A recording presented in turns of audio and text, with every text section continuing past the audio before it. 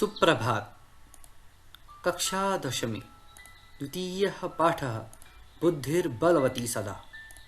Part 1 पाठ परिचयः। बच्चों, इस पाठ में आप पढ़ने वाले हैं कि बुद्धि ही बलवान होती है हमेशा, इसलिए हमें अपनी बुद्धि का ही सहारा लेना चाहिए। इसका पाठ परिचय पढ़ते हैं। प्रस्तुत पाठ शुक सप्तति नामक प्रसिद्ध कथा ग्रंथ से संपादित कर लिया गया है। इसमें अपने दो छोटे छोटे पुत्रों के साथ जंगल के रास्ते से पिता के घर जा रही बुद्धिमती नामक नारी के बुद्धि कौशल को दिखाया गया है, जो सामने आए हुए शेर को डराकर भगा देती है। इस कथा ग्रंथ में नीति निपुण शुक और सारिका की कहानियों के द्वारा अप्रत्यक्ष रूप से सद्वृत्ति का विकास कराया गया है। लीजिए बच्चों, अब हम प्रारंभ करते हैं इस संपूर्ण कथा का पंक्तिशः। प्रथम पंक्ति। अस्ति देवलाख्यो ग्रामः तत्र राजसिंहः नाम राजपुत्रः वसति स्म। अस्ति देवलाख्यो ग्राम। अस्ति अर्थात है, देउल आख्य अर्थात देउल नाम का, आख्य अर्थात नाम का, तो देउल आख्य अर्थात देउल नाम का, ग्राम देउल नाम का एक गांव है। तत्र राजसिंह नाम राजपुत्र वसति स्म। तत्र अर्थात वहां, कहां पर?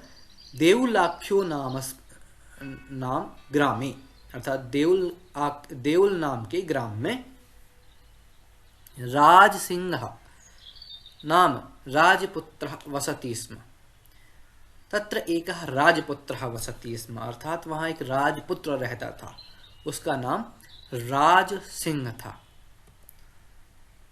राजपुत्र इति कर्तृपदम, क्रिया है यहाँ पर वसति स्म अर्थात राजपुत्र वसति स्म, तस्य नाम राजसिंह। समास यहाँ देखेंगे आप, राजपुत्र अर्थात राज्ञः पुत्र, राजा का पुत्र, षष्ठी तत्पुरुष समास। कुछ अभ्यास प्रश्न। ग्रामस्य नाम किम? ग्रामस्य नाम देउलः। राजपुत्रस्य नाम किम? राजपुत्रस्य नाम राजसिंह।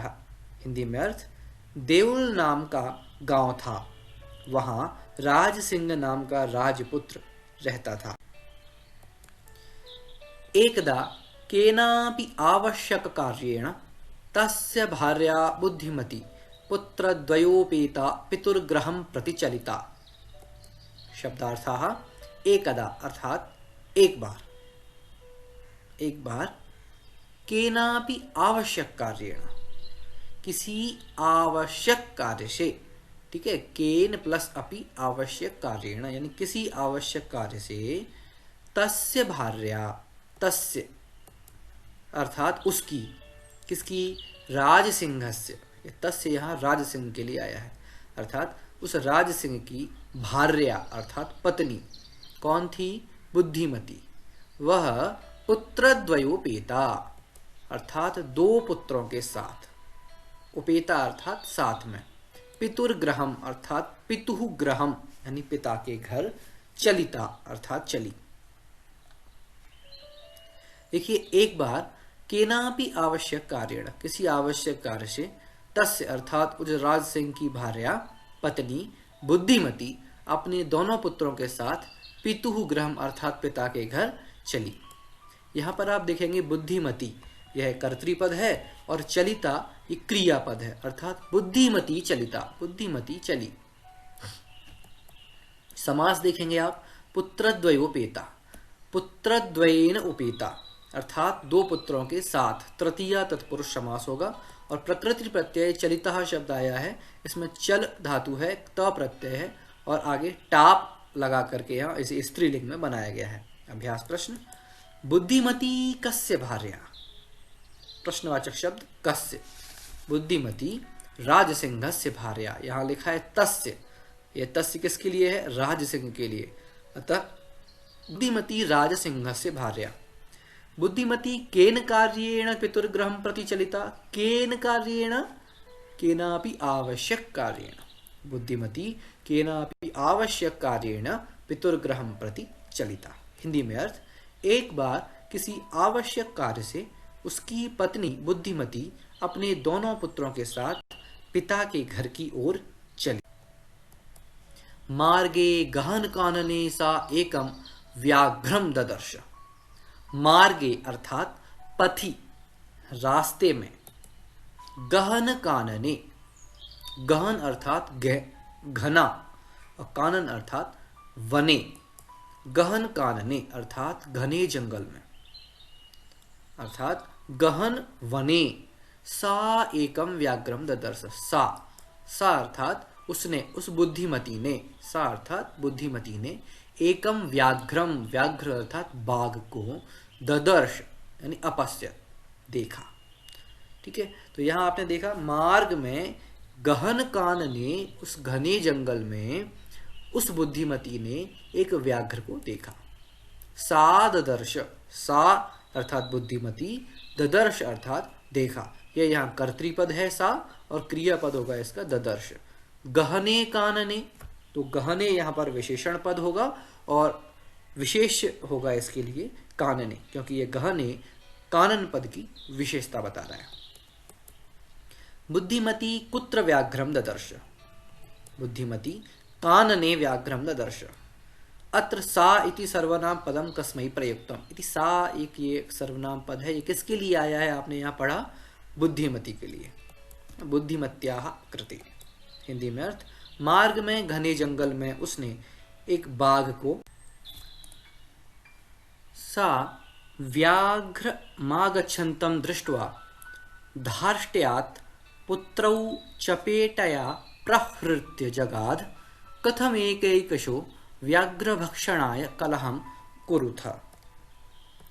सा अर्थात उसने, सा एक सर्वनाम है जो बुद्धिमती के लिए है। सा अर्थात बुद्धिमती ने, व्याघ्रमागच्छन्तम अर्थात व्याघ्रम आगच्छन्तम, व्याघ्रम आगच्छन्तम अर्थात आते हुए को।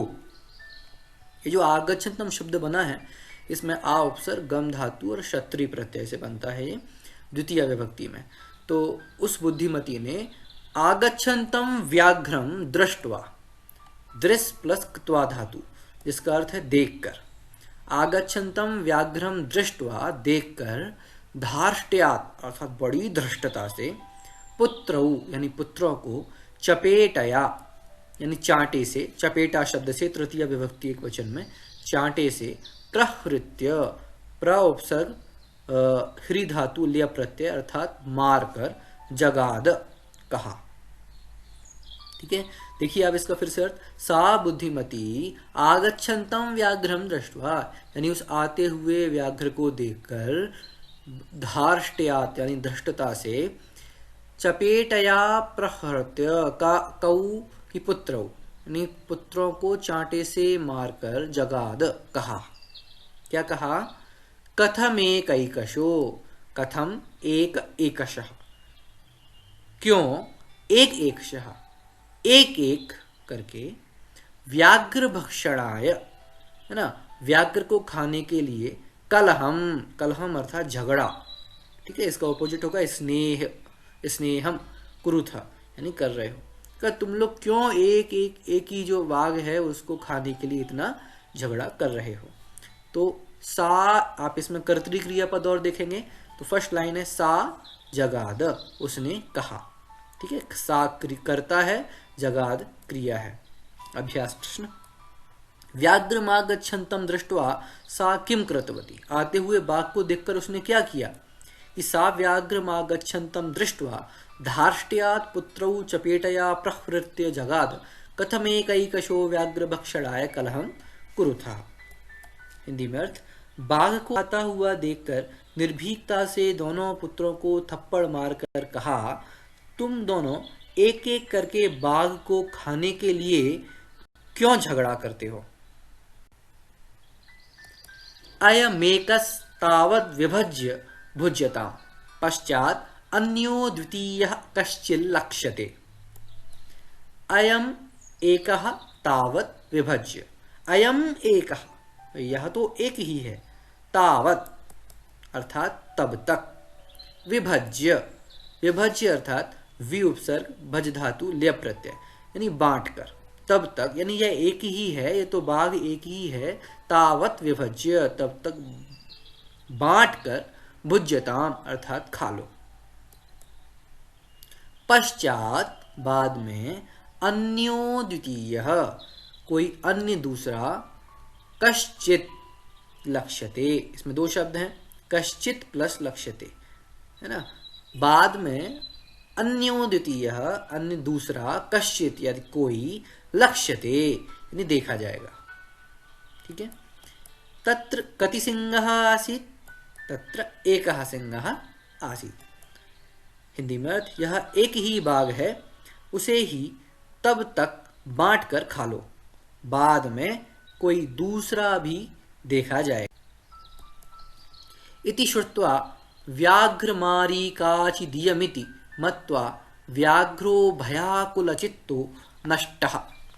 इति श्रुत्वा, इति श्रुत्वा अर्थात यह सुनकर, क्या सुनकर, क्या सुनकर कि जो अभी तक बुद्धिमती ने कहा था। क्या कहा था बुद्धिमती ने? बुद्धिमती ने ये कहा था कि अभी एक ही बाघ है, तब तक इसे ही बांट के खा लो। इति श्रुत्वा, ऐसा सुनकर, व्याघ्रमारी, व्याघ्रमारी अर्थात व्याघ्रम मारयति इति, जो व्याघ्र को मारती है वह, इसमें कर्मधारय समास है। काचिदीयम इति, काचित प्लस इयम प्लस इति, कोई, काचित अर्थात कोई, इयम अर्थात यह है। ठीक है। तो इति श्रुत्वा, यह सुनकर, इयम काचित व्याघ्रमारी इति, यह कोई व्याघ्र को मारने वाली है, व्याघ्र को मारने वाली है। मत्वा, इति मत्वा, ऐसा मानकर, मत्वा अर्थात मानकर, व्याघ्रो यानी व्याघ्रः, भयाकुल चित्तो, भयाकुल चित्तो, देखिए भय से आकुलित चित्त वाला, इसमें समास है बहुव्रीहि। ठीक है। इसका विग्रह करेंगे तो भयेन आकुलितम चित्तम यस्य सः, है ना, भय से आकुलित है चित्त जिसका, ऐसा व्याघ्र। तो यहाँ जो भयाकुल चित्ता है, यह इस व्याघ्र का विशेषण हुआ। ठीक है। नष्टः अर्थात भाग गया, पलायतः।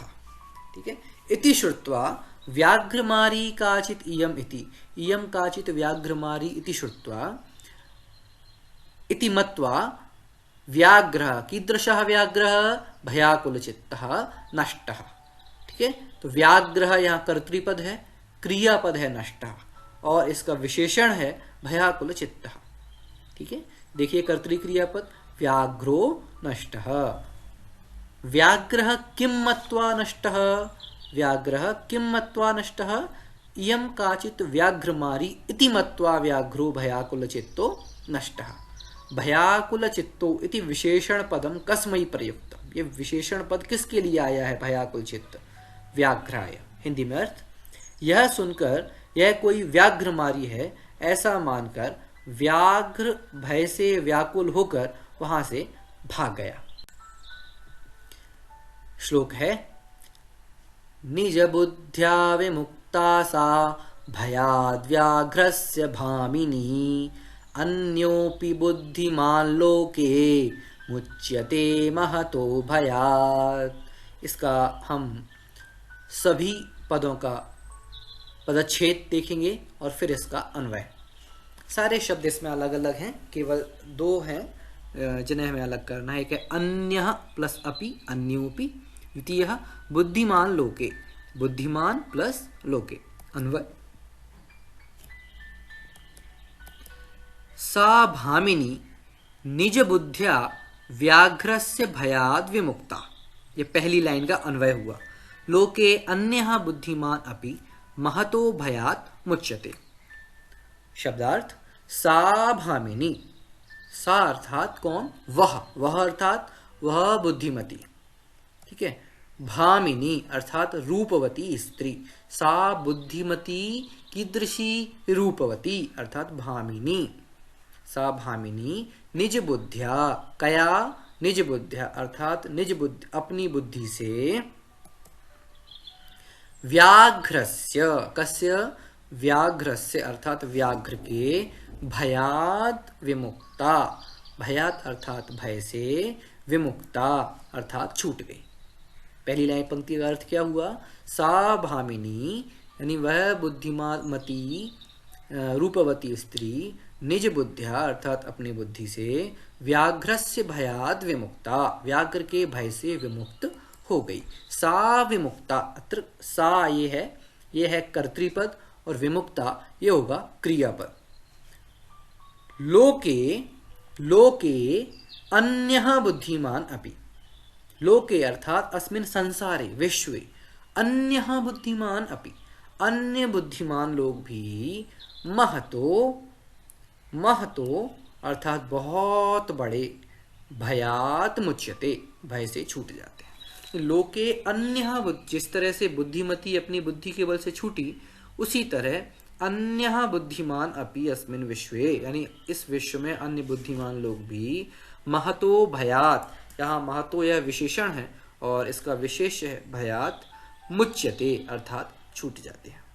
हिंदी में अर्थ, वह रूपवती स्त्री अर्थात बुद्धिमती अपनी बुद्धि से व्याघ्र के भय से विमुक्त हो गई। इस लोक में अन्य बुद्धिमान लोग भी इसी प्रकार बड़े भय से मुक्त हो जाते हैं। अभ्यास प्रश्न, सा भामिनी केन विमुक्ता, केन विमुक्ता? सा भामिनी निज बुद्ध्या विमुक्ता, सा विमुक्ता भामिनी केन? निज बुद्ध्या, निज बुद्धि से। सा निज बुद्ध्या कस्मात् विमुक्ता, सा निज बुद्ध्या भयात् विमुक्ता। सा कस्य भयात् विमुक्ता? सा व्याघ्रस्य भयात् विमुक्ता। इन तीनों पंक्तियों में प्रथम पंक्ति का अर्थ है, अर्थात सा भामिनी निज बुद्ध्या व्याघ्रस्य भयात् विमुक्ता। लोके बुद्धिमान, लोके बुद्धिमान कस्मात् मुच्यते, लोके बुद्धिमान भयात् मुच्यते, कीदृशात् भयात् कि महता भयात्। इस प्रकार यह श्लोक यहाँ पर पूर्ण हुआ। भयाकुलं व्याघ्रं दृष्ट्वा कश्चित् धूर्तः श्रगालः हसन्नाह भवान् कुतः भयात् पलायितः। भयाकुलं व्याघ्रं दृष्ट्वा, कीदृशं भयाकुलं, भयाकुलं व्याघ्रं दृष्ट्वा यानी भय से आकुलित ऐसे व्याघ्र को देखकर, दृष्ट्वा अर्थात देखकर, कीदृशम कम दृष्ट्वा कि व्याघ्रम दृष्ट्वा, कीदृशम व्याघ्रम दृष्ट्वा कि भयाकुलम व्याघ्रम दृष्ट्वा। तो भयाकुल यह विशेषण है, व्याघ्र इसका विशेष है। ऐसे व्याघ्र को देखकर कश्चित धूर्तः, धूर्तः अर्थात मूर्खा, कोई मूर्ख, श्रगालः, कह श्रगालः अर्थात जम्बुकः, सियार भी बोलते हैं इसे हिंदी में और इंग्लिश में आप बोलते हैं जैकल, है ना। तो इस भयाकुल व्याघ्र को देखकर कोई मूर्ख जो सियार था, हसन्नाह, हसन प्लस आह, हसन शब्द है हस धातु क्षत्रिय प्रत्यय से, आह हसन बना, इसका अर्थ है हंसते हुए, आह अर्थात बोला। भयाकुलित व्याघ्र को देखकर, वो जो व्याघ्र भागा जा रहा था उसे देखकर कोई मूर्ख श्रगाल था, वो हंसते हुए बोला। ठीक है, हंसते हुए आप देख रहे हैं। आगे क्या बोला कि भवान कुतः पलायतः, भवान अर्थात आप, कुतः भयात पलायतः। ठीक है, कुतः अर्थात कहां से, भयात, है ना, भयात अर्थात भय से, पलायतः अर्थात नष्टः, भाग, आप कहां से भागे आ रहे हैं, ये उसने पूछा। अत्र क्रियापदम, कर्तरी और क्रियापदम कौन कौन से हैं आप देखिए इस पंक्ति में, श्रगालः और आह। यहाँ पर श्रगालः आह, ठीक है, श्रगालः आह, श्रगाल ने कहा, कीदृशः श्रगालः आह कि हसन श्रगालः आह, और कैसा था कि धूर्तः। ठीक है, भयाकुलम व्याघ्रम, व्याघ्र के लिए विशेषण है देखिए आप यहाँ भयाकुल, भयाकुलम व्याघ्रम, धूर्तः श्रगालः, और हसन भी इसका विशेषण हो जाएगा। ठीक है, तो यहाँ पूरा हो जाएगा भयाकुलम व्याघ्रम, कीदृशम व्याघ्रम भयाकुलम, कीदृशः श्रगालः धूर्तः। ठीक है, श्रगालः आह, श्रगाल बोला। देखिए यहाँ श्रगालः व्याघ्रम किम उक्तवान, श्रगाल ने व्याघ्र को क्या कहा, श्रगालः व्याघ्रम उक्तवान भवान कुतः भयात् पलायतः। धूर्तः श्रगालः, ये दो पद हैं ना, धूर्तः श्रगालः अनयोः पदयोः विशेषण पदम किम। धूर्त श्रगाल ये दो पद हैं, इनमें विशेषण पद क्या है, क्या होगा विशेषण पद। धूर्तः ये विशेषण है, श्रगाला ये विशेष्य हुआ। तो भय से व्याकुलित उस व्याघ्र को देखकर किसी धूर्त सियार ने हंसते हुए कहा, आप कहाँ से डर से भागे जा रहे हो। इस प्रकार से। तो बच्चों अभी हमने आज की कक्षा में इस कथा को यहाँ तक दिया और इसके बाद हम विराम लेंगे और इसके आगे का जो भाग है इस कथा का वो हम अगले भाग में देखेंगे। तो आप पूरी कथा को देखने के लिए इसका अगला भाग अवश्य देखें। तब तक के लिए धन्यवाद। आपका दिन शुभ हो।